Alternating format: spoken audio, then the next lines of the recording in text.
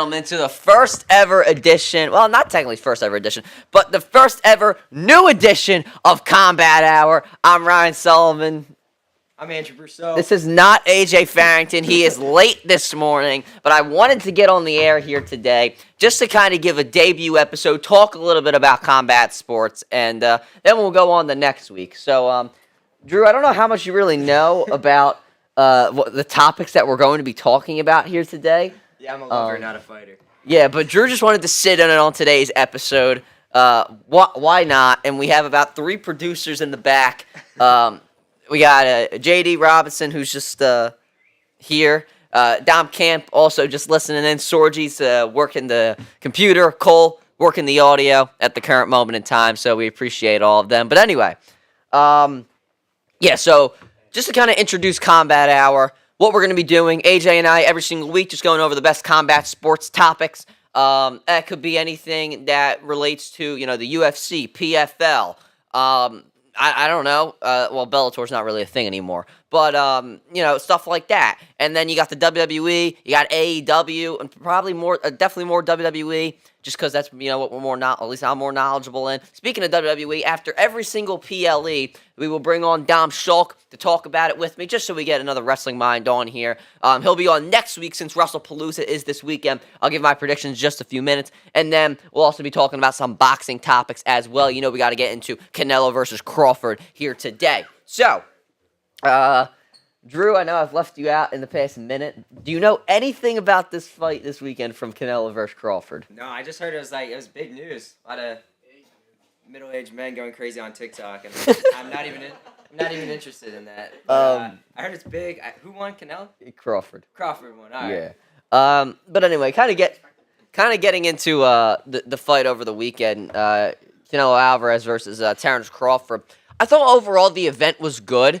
I felt like it was more for a boxing event. I feel like Dana White said, we're not going to do all the talking heads and the concerts in the middle. I feel like there was a lot of that this weekend, and I don't know. I feel like it was the Turkey Al Shea and those guys like that trying to put their 2 cents in and make this more of a regular boxing event. But overall, getting to the fight, which is what people want to talk about, I definitely thought Crawford won, and I talked about it on Ryan's Rants on the CR7 podcast. This past Wednesday, about, how people giving this fight to, or at least giving 4 or 5 rounds to Canelo Alvarez was just absolutely ridiculous. I thought that Terrence Crawford easily won the fight. I had it 10 rounds to 2. And I really liked Crawford in this fight. He looked absolutely incredible. Canelo is not much of a jabber, which is, I think, what Crawford took advantage of. Every time Canelo would bring his forward pressure, Crawford just kind of stood there, and he took his shots, but then came back with even better counter punches. Canelo looked a bit slower in this fight. He even had Crawford on the ropes a couple times and wasn't able to take advantage of that. Great job by Crawford to slip out and get right back into the middle of the ring. But Crawford looked crisp in this fight, looked really, really good. Especially with his counter punches. Every time Canelo would give him one, he would come back with a couple extra.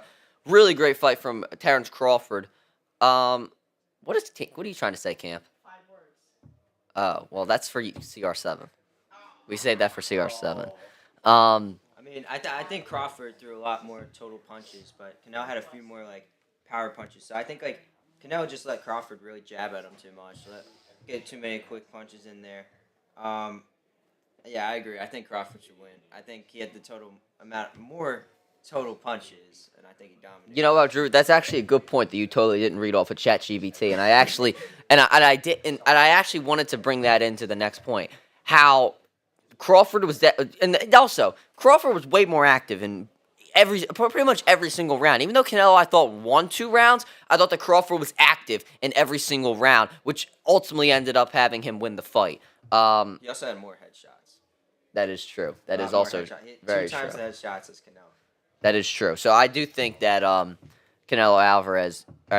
Terrence Crawford easily won that fight. But now we got to talk about the pound-for-pound rankings because, who's the number 1 pound-for-pound in the world? My rankings before this fight were Alexander Usyk, Canelo Alvarez, and Nwoye Inoue. Mm-hmm. But now I think that Crawford jumps up to that number 1 spot just because of this win. The guy's 41-0 with however many knockouts. He has been he's been one of the best fighters in the world. Obviously defeated Errol Spence Jr. He's jumping up weight classes. Yeah, 2 weight classes. Exactly, jumping up 2 weight classes as you read off of ChatGPT. Yep. To take these fights. So I think when you're looking at pound for pound, what is it? I know I'll ask you this, Drew. What is your definition of pound for pound? Oh shit. Like power. I don't know. What is pound for pound? My personal opinion, pound for pound rankings, or if you make everything equal, equal weight, everything like that, Yeah. and you put those fighters together, who wins the fight? Would you agree? Yeah. Yeah, exactly. I think the same strength. I mean, like, it's just whoever lands more punches in the ring. You know what I'm saying? Yeah. More effective punches. Yeah, sure. But Crawford is kind of proving that. He's moving up weight classes almost every single fight, becoming the belt collector. Mm-hmm. So how could you not give him the pound for pound rank number 1? Usyk, obviously the 2 fights versus Tyson Fury, very, very, very, very great. The Wyatt went away, clearing out his division as well. But at the current moment in time, Terrence Crawford is clearing out weight divisions and looking dominant in those fights. Obviously, his last fight didn't look as dominant as we probably would have wanted him to. But I think in this fight, he was too dominant to the point where you can't put him number 1. You can't put him you definitely cannot keep him below number 1 pound for pound. My producers are just talking. Like, especially the record. I mean, 41-0 is very impressive. Reminds me when Jade Cargill went 50-0 in AEW. Yeah, 100%. But anyway, let's go to the next thing here. Obviously, we're just kind of shortening the topics because we don't have as much time. Drew, I'll ask you this question. Yeah. Now, this one you could probably answer. Yeah. Real. Do you think that Terrence Crawford is above Floyd Mayweather on the all-time rankings? I don't know. He's close. I mean, Floyd Mayweather is like a legend of the sport, and right. I think like if he keeps the streak going to above 50 wins, I don't know. I think you could call him.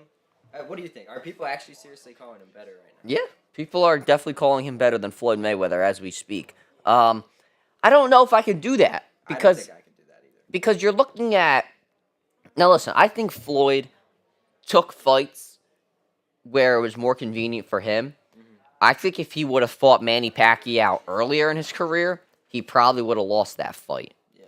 But then he also defeated Canelo Alvarez probably at the right time. So with the guys that Floyd Mayweather beat, I think that you have to put him above Crawford. Crawford has beaten one legendary superstar. I don't think you can give Errol Spence Jr. You definitely can't give him a legendary superstar status. I mean, you still have to give him credit for moving up weight classes. No, yeah. Jumping around weights. So I'm excited to see what he does next. I think. No, I agree. But I think as of now, I don't know if we can give it to him. You got to beat one of those just absolute superstars to be on that level. And obviously, you said he's not. He's not has not the record of Mayweather, who was just for some reason taking these weird fights. He's fighting not Floyd Mayweather. Floyd Mayweather's fighting Mike Tyson. You see that? What okay? So he's like 10 times better than Logan or Jake Paul. Sorry. So yeah, I mean, how's that gonna go? I don't know. I feel like Mike Tyson should win, but I don't know. Floyd's also kind of I don't know. Mike didn't look good in this fight against Jake Paul. Mike Tyson would win? I don't know because Mike Tyson couldn't move against Jake Paul. That's what I'm saying. But Floyd can move, but he doesn't have the power of Tyson. So Tyson just flops around his arms. Yeah. The ring. We saw that against Jake. Who did you pick? Did you pick Jake Paul or Mike Tyson? I thought Jake was gonna win. Okay. But I wanted. Okay, same. I thought Jake was gonna win as well. All right, now we have 8 minutes remaining, so let's move on here to UFC No Shea, where this was not a pay-per-view. This was a fight night over the weekend. We wanted to see Diego Lopez versus Yair Rodriguez, but instead we got Diego Lopez versus Gene Silva. Lopez taking the fight in the second round with a knockout. I thought that this was probably one of the most exciting fights of the year. We were obviously, Dom Schulk and I were obviously on the air for the St. Francis game, but we were getting our updates in the background.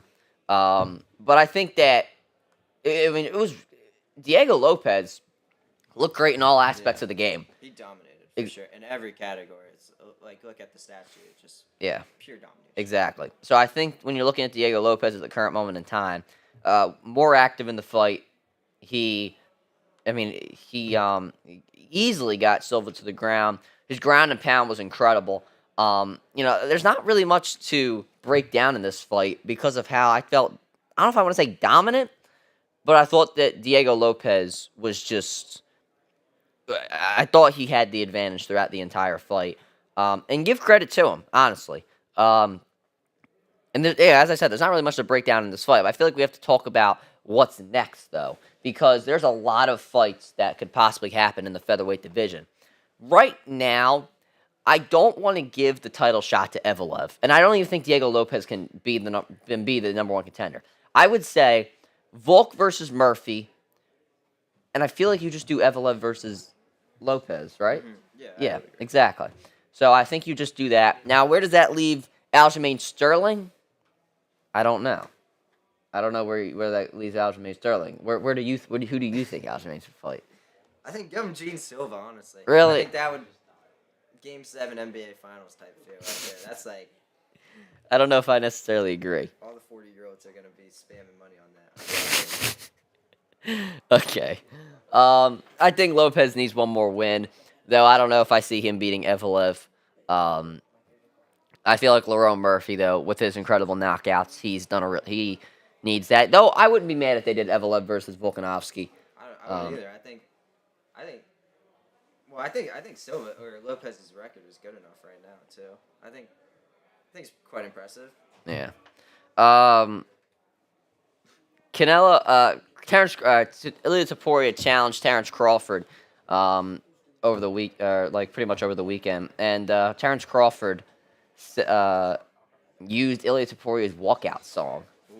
And he said he didn't even know who Ilia Topuria was. Wow. But Terrence Crawford denies Ilia Topuria's challenge. I would say that I don't think Crawford needs Ilia Topuria. I don't think Dana White wants to do it. He said he didn't really want to do it, though I don't know. Dana White's words go back and forth. So I don't really know. I think that I don't even know. Crawford's wrestling is also really good. Have you ever seen Terrence Crawford wrestle online and all that? Yeah, I think I have his takedowns. Yeah, and stuff. yeah. He can probably he couldn't jump into the UFC tomorrow, but if you give him a year maybe, I think he could definitely win some fights. But I don't know. In a boxing match, I feel like Crawford's just been so dominant right now, and there's not as much forward progress as the UFC and action like that. So I feel like it would be a different change of pace for Topuria. Kind of the same thing with Conor McGregor when he faced Floyd Mayweather. So I don't know. I don't think Crawford needs Ilia Topuria. I think that, he's just got to keep doing what he's doing. Yeah. And before we have to get off the air here, now you could probably answer this one. Jake Paul going to be fighting Tank Davis on November 14th. That's exclusively on Netflix. What are your early thoughts on this fight? I mean, I think it's someone a little more his skill level. I think, honestly, I would take Tank Davis, from initial thoughts right now. But, I mean, Jake Paul has proved he has gotten in shape for fights, and he's looked good, and he's looked competent against the guys he's faced, but they've also been, Yeah, they're not really much level of competition. Yeah. I don't know. I feel like I want to pick Tank, but at the same time, Jake Paul is a smart guy. He knows the fights he's going to win, and he books them, I feel like. So I don't know. That's what the only big risky fight he took was against Tommy Fury, and he lost. Yeah. Everybody in there. I think unless people who are casual boxing fans probably picked Mike Tyson. Yeah. Just because it's Mike Tyson for God's sakes, and he looks so good on the pads. But nonetheless, I think that I don't know. I feel like my early prediction is that Tank will win. Yeah. But I'm very skeptical at the same time because there's also money. The weight's another thing. There's money behind it. You think so? Yeah, I think so. Okay. But let's get into some WrestlePalooza predictions that's going down this weekend. I'm very excited for that. And I'm just going to do this quickly. The Usos taking on Braun Breaker and Bronson Reed. I'm definitely taking the Usos to win that one. Drew, you have any thoughts on this? Oh, I don't know. I would take Braun Breaker. I think he's getting a huge push right now. He is actually. And Bronson Reed, kind of a casual, used to be kind of like a mid-level guy in WWE, Right. starting to get a little more. Yeah, now he's going to go to the main event. I don't know. The Usos, they got cut out of the scene there for a bit after They broke the up. Philly, Yeah. the Philly WrestleMania. So Right. I don't know. I think that can go either way for sure. Yeah. Cody Rhodes defending the Undisputed Championship against Drew McIntyre. I think he retains. I love Yeah, Drew. me too. I think he should have the belt, but Yeah. I think Cody retains. I think after like 2 or 3 title defenses, you give it to Drew. Yeah. You think I that's love right? Drew. I Yeah. think he's the best wrestler. Right. WWE.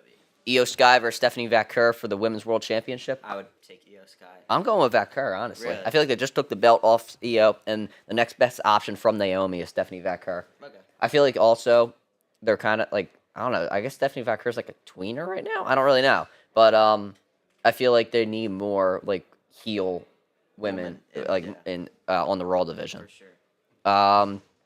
John Cena versus Brock Lesnar. John Cena. Yeah, I think 100%. John Cena. Yeah, you like- can't have him lose. Yeah, you can't have him losing But this. Brock's gonna have a crazy match. Right. AJ Lee versus and CM Punk versus Seth Rollins and Becky Lynch. Seth Rollins, Becky Lynch. Really, I'm going with AJ Lee and CM Punk, Really? and I'm having AJ Lee pinning Becky Lynch just to get her momentum back, coming back to WWE.